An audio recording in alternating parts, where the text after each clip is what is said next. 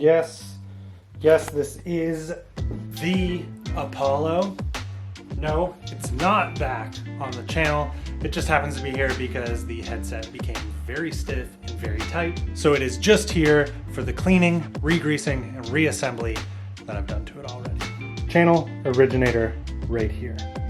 Today I'm gonna finally do something that I've been talking about wanting to do for the last probably 6 months, and that is cut the brake bridge out of the Poseidon track lacrosse frame set that is built up here. I think it'll be fun.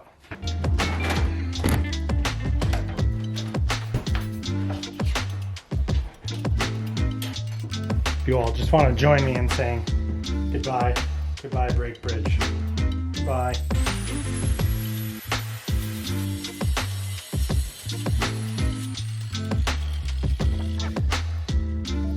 Definitely worth cleaning up.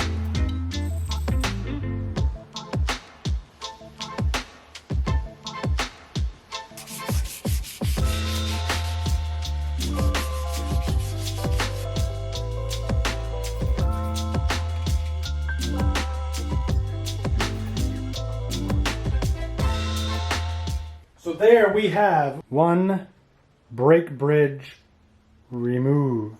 Without like too much trace. Certainly not my finest work, but far from my worst.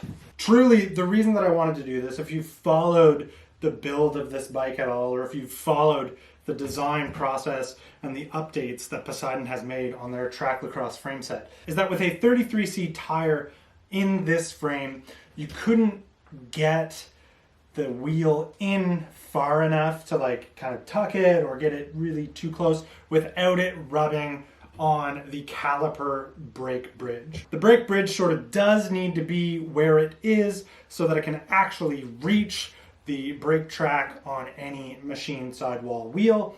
In our case here, we do not have that issue. So I did a little bit of research on top of knowing that I just wanted to try this anyway. And there's an analysis, I'm gonna link to the forum post that the engineer did himself, about the importance and the added structure that a seat stay brake bridge offers.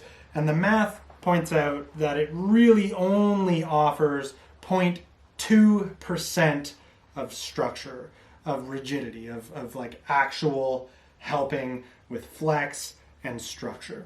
Now that to me is not a surprising figure. Brake bridges are fairly high up and we've got fairly thick seat stays here, so I do not intend to see a whole lot of difference in the way this feels. As a matter of fact, I don't actually intend to feel any real physical, real world difference in the way this frame feels at all without the brake bridge in there.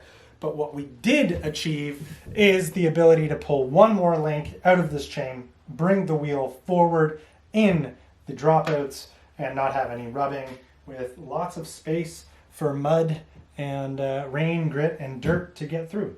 So seeing as it is very cyclocrossy weather out there right now, I can't picture a better time to go see what something we just took hacksaw, grinder, file, sandpaper, and polish to has turned out to be.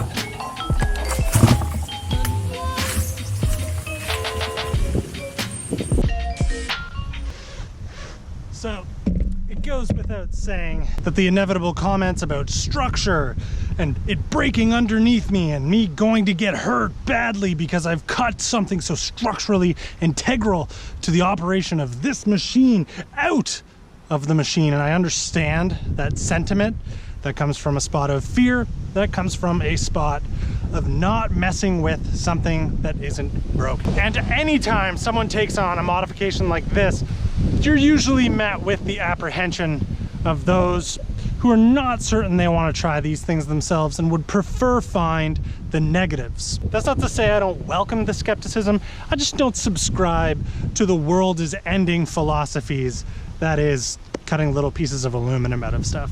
I don't think anything catastrophic at all will ever happen.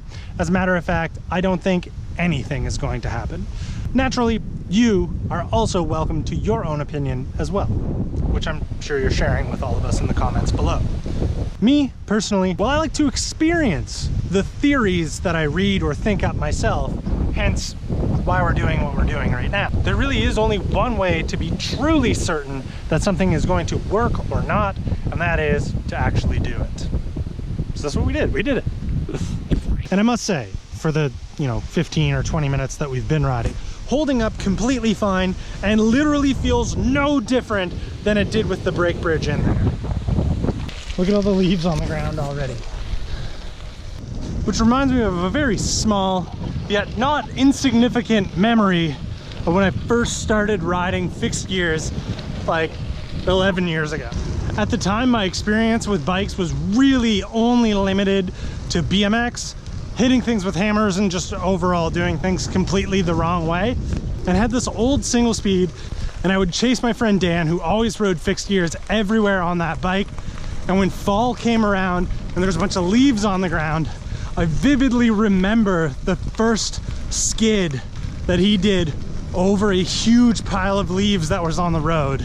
And I just remember how insanely cool it looked to see all these leaves blowing out of the way and how unbelievably far you could skid for on slippery, wet leaves. And from that moment, I was like, I want to be able to do that. Okay, I couldn't remember quite how treacherous or not this trail might be. I've only ever run on it. Should be fine. My shoulder should be fine.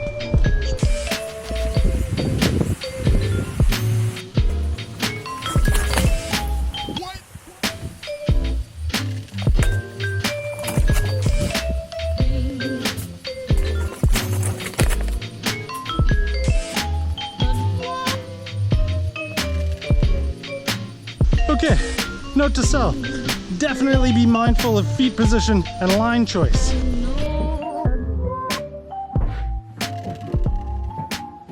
So, notable takeaways? Not really. Like, did we make it more fun? No. Did we ruin the performance? Absolutely not. Is it any notably different to actually ride? No. Completely and utterly exactly the same. As a matter of fact, if the clear coat wasn't sanded away, you would just assume that this bike comes like this. Though also noteworthy, and beauty is in the eye of the beholder, it looks way cooler with no brake bridge in there at all. And also, we've opened up the opportunity to put in a bigger tire with lower gearing for possibly more fun off-road adventures on this thing. Something that was a little more restricted by having that brake bridge in there. Now, I just need to re-clear coat the spot where we did the work, add a couple of the appropriate Spindat stickers, which you can get at spindat.com down below, to this thing, and then stop messing with it. Okay, I think you get the point. 0 catastrophic failures. Also, 0 catastrophic failures are ever going to happen with the brake bridge removed. Do I recommend that you do the same? No. No, I don't. I am supported by Poseidon.